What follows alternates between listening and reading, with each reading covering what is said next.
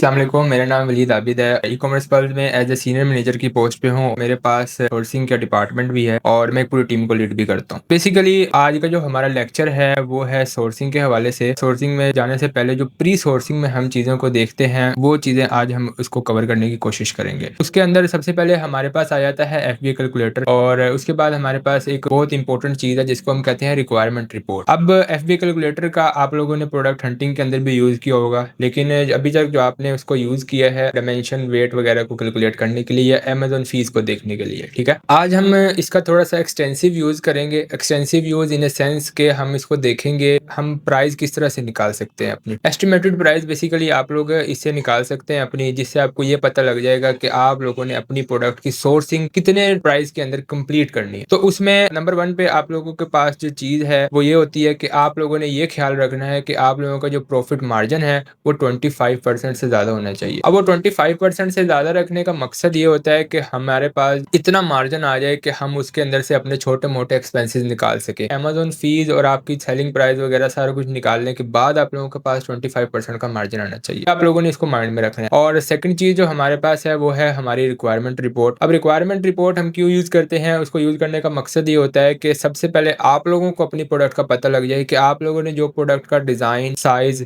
Style और ये चीज़ें जो सिलेक्ट की हैं ये क्या हैं। आप लोगों को अपनी प्रोडक्ट की डायमेंशन के बारे में पता होना चाहिए। आप लोगों को अपनी प्रोडक्ट की मटेरियल, साइज़ और पैकेजिंग। और आप लोगों के पास एक और चीज़ आती है इंपॉर्टेंट पैरामीटर्स। अब इंपॉर्टेंट पैरामीटर्स में हम क्या करते हैं, नेगेटिव रिव्यूज़ को स्टडी करते हैं। लेट्स सपोज़ आप लोगों ने कोई 5 से 7 अपने कंपैटिटर चूज़ किए हैं, तो उन कंपैटिटर के आप क्या करेंगे, नेगेटिव रिव्यू रीड करेंगे। नेगेटिव रिव्यू रीड करने के बाद आप लोगों को ये पता लग जाएगा कि बाकी जो सेलर हैं वो किस जगह लैग कर रहे हैं और हमने इस जगह लैग नहीं करना है। लेट्स सपोज़ अगर किसी के पास बैड पैकेजिंग का बैड रिव्यू आ रहा है, तो हम क्या करेंगे कि अपनी पैकेजिंग अच्छी करवाएँगे। किसी का साइज़ का मसला आ रहा है तो अपनी साइज़ अच्छा करवाएँगे। तो इस तरह से जो भी हमारे पास बैड पैरामीटर्स या नेगेटिव पॉइंट्स आएँगे उन सारों को हमने पॉजिटिव करके चाइनीज़ को बताना है, अपनी प्रोडक्ट के अंदर से उन कमियों को खत्म करवाना है। अब हम चलते हैं अपने लैपटॉप की तरफ और अभी मैं आप लोगों को ये बताता हूँ कि FBA कैलकुलेटर के अंदर क्या-क्या चीज़ें हैं और इसको हम किस तरह से यूज़ करते हैं। नंबर 1 पे आप लोग ये देखेंगे लेफ्ट साइड के ऊपर सबसे पहले FBA कैलकुलेटर के आप लोगों के पास आ जाती है अमेज़न फीस। अच्छा, FBA कैलकुलेटर की एक्सटेंशन आप सब लोगों को रन करनी आनी चाहिए, ठीक है। सिंपल है, कोई मसला नहीं है। सिर्फ आप लोगों ने अपनी प्रोडक्ट को ओपन करना है, किसी भी प्रोडक्ट का PDP ओपन करना है। PDP ओपन करने के बाद एक्सटेंशन को रन कर देना है। एक्सटेंशन रन कर देंगे तो कुछ इस तरह का कैलकुलेटर आप लोगों के पास ओपन हो जाएगा और इसमें क्या है, सबसे पहले लेफ्ट साइड पे हमारे पास है अमेज़न फीस। अब अमेज़न फीस को हम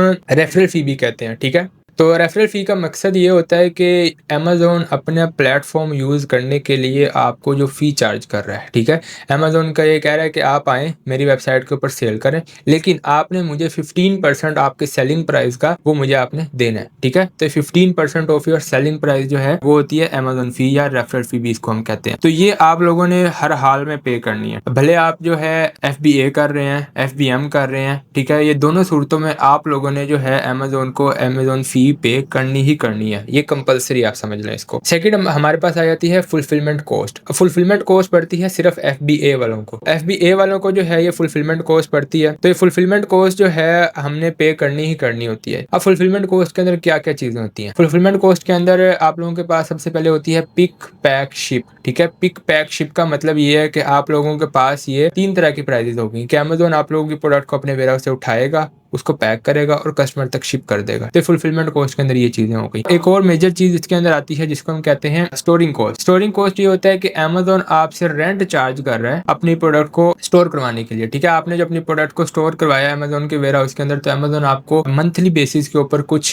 चार्ज करेगा। सेंट्स में होते हैं वो 0.10, 0.05 इस तरह से कुछ सेंट्स में अमेज़न पर यूनिट के हिसाब से आप लोगों को चार्ज करता है। उसके अलावा जो है ये चीजें डिपेंडेंट होती हैं, वो होती हैं साइज और वेट के ऊपर। तो इसमें जो है साइज आता है, अमेज़न इसको कैलकुलेट करता है वॉल्यूम वाइज। वॉल्यूम वाइज किस तरह से करता है कि सारी डायमेंशंस को मल्टीप्लाई करता है और उनको 139 पे डिवाइड कर देता है। ये इंचेस का फार्मूला है वॉल्यूम निकालने के लिए। तो वॉल्यूम वेट और आप लोगों के पास प्रोडक्ट का रियल वेट, तो अमेज़न ये देखता है कि वॉल्यूम वेट ज्यादा है या रियल वेट ज्यादा है। तो जो वेट अमेज़न को ज्यादा निकल के आता है उसके ऊपर जो है अमेज़न आपको ये फीस चार्ज करता है, जिसके अंदर फुलफिलमेंट कॉस्ट यानी कि पिक, पैक, शिप और सेकंड आप लोगों के पास स्टोरेज कॉस्ट हो जाती है। इस पोर्शन में इतना ही है। अब चलते हैं नेक्स्ट पोर्शन की तरफ। नेक्स्ट पोर्शन में सबसे पहले आप लोगों के पास आ जाती है आप लोगों की सेल प्राइस, वो प्राइस जिस पे आप लोगों ने अपनी प्रोडक्ट को सेल करना है। नंबर 2 पे आपके पास आ जाती है cost of goods. Cost of goods वो होती है जो कि हमें कॉस्ट करेगी। लेट्स सपोज कि चाइना से हमने कोई प्रोडक्ट परचेज किया है, हमारा सप्लायर कहता है कि आपको $6 की मैं दूंगा, तो आप लोगों की क्या हो गई, कॉस्ट ऑफ गुड्स, तो आप लोगों ने इधर मेंशन कर देनी है। अच्छा, उसके बाद आप लोगों के पास आ जाते हैं shipping to Amazon. Shipping to Amazon का मतलब ये है कि आप लोगों के चाइना से अमेजोन वेयर हाउस तक भेजने की 1 यूनिट की कॉस्ट कितनी पड़ी है, तो वो आप लोगों ने इधर लिख देनी है। टैक्स वगैरह अगर आप लोगों को कोई पड़ रहा है तो आप लोग इधर मैनुअली पुट कर सकते हैं, वैसे करने की जरूरत नहीं होती। अदर कॉस्ट के अंदर हम जो है अपनी पीपीसी का एक्सपेंस डाल सकते हैं। उसके अलावा अगर आपको कोई और एक्सपेंस हुआ है तो आप लोग उसको अपनी पूरी इन्वेंट्री के ऊपर डिवाइड करके इधर पुट कर सकते हैं। नेक्स्ट हमारे पास ये जो मेजर चीजें आ जाती हैं, जिनके अंदर सबसे पहले हमारे पास है नेट प्रॉफिट। अब नेट प्रॉफिट वो प्रॉफिट है जो आप लोगों को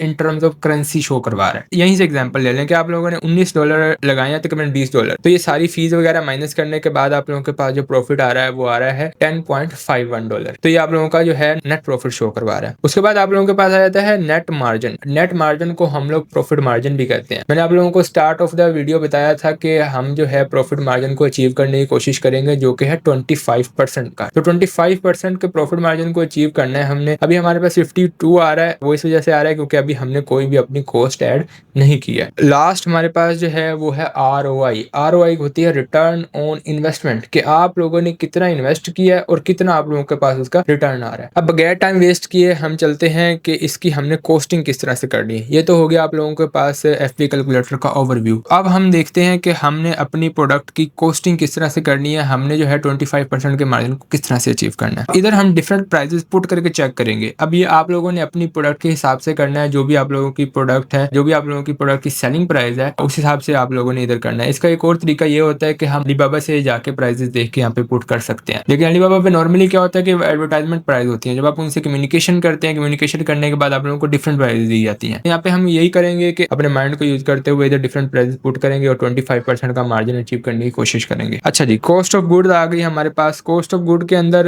लेट्स सपोज मैं डाल देता हूँ 4।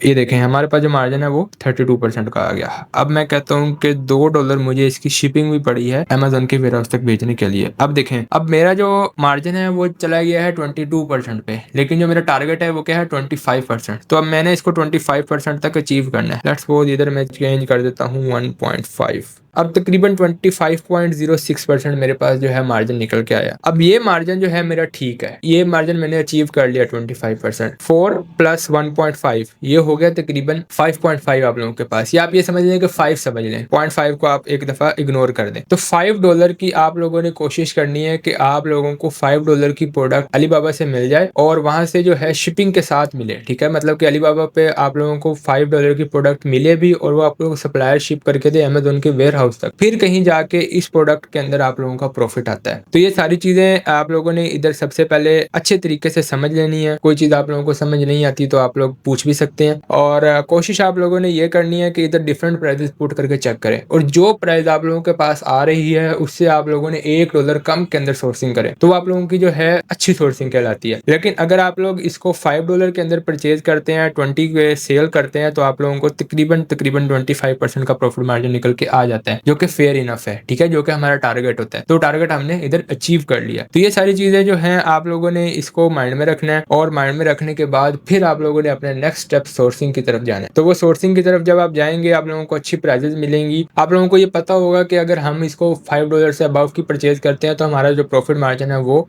कम हो जाएगा। आप लोगों ने कोशिश ये करनी है कि आप लोगों के पास जो है $5 से अंडर जितने भी सप्लायर हों उन सबसे अच्छे तरीके से कम्युनिकेशन करेंगे आप लोग, और उनसे जो है प्राइस फाइनल करने की कोशिश करेंगे। नेक्स्ट इसके अंदर हमारा जो सेकंड पार्ट था वीडियो का वो हमारा है रिक्वायरमेंट रिपोर्ट का। और रिक्वायरमेंट रिपोर्ट कोई मुश्किल नहीं होती, कोई उसके लिए कोई डिजाइन फॉर्मेट नहीं है, या मैं आप लोगों को इस तरह से कहूँ कि जो फॉर्मेट मैं दूंगा आपने उसी के अंदर बनाना है। आप लोगों ने कोशिश ये करनी है कि जो आप रिक्वायरमेंट रिपोर्ट बना रहे हैं उसकी आपको भी समझ आए, आपके क्लाइंट को भी समझ आए, और चाइनीज को भी इजीली समझ आ जाए।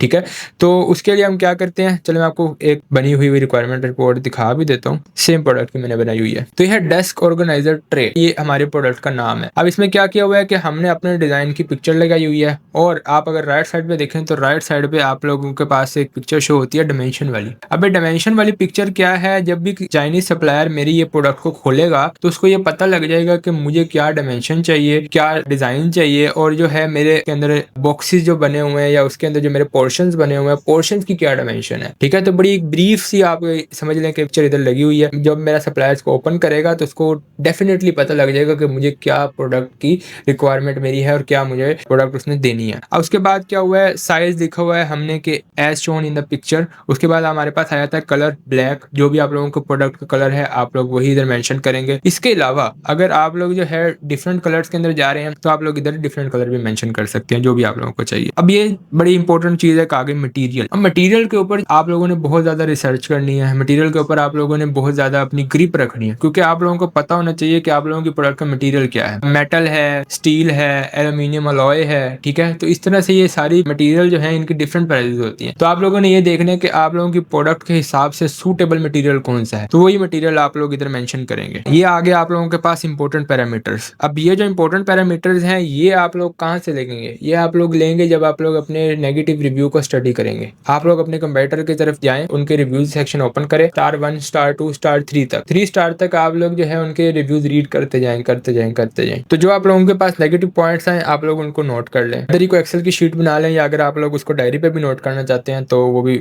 ठीक है। तो इधर जो है वो आप लोगों ने अच्छी तरीके से स्टडी करने हैं। हर प्रोडक्ट के नेगेटिव पॉइंट्स अलग होते हैं। अब अगर मैं इस प्रोडक्ट के नेगेटिव पॉइंट्स आप लोगों को बताने लग जाऊं तो वो अलग होंगे। तो जिस प्रोडक्ट के ऊपर आप काम कर रहे हैं, आपकी वर्किंग है, उसके जो है हो सकता है नेगेटिव पॉइंट डिफरेंट हो। तो आप लोगों ने इसका जो है खास ख्याल रखना है। और ये रिपोर्ट्स जो है मैं कोशिश करूंगा कि ये रिपोर्ट हम ऐड भी कर दें इसके साथ। इसके अलावा अगर कोई भी क्वेश्चन हो आप लोगों का तो आप लोग हमसे पूछ सकते हैं। इनिशियल वीडियो के लिए सिर्फ इतना ही था आज के लिए, और इंशाल्लाह हम कोशिश करेंगे कि मजीद आप लोगों के साथ शेयर करते जाएं। Thank you.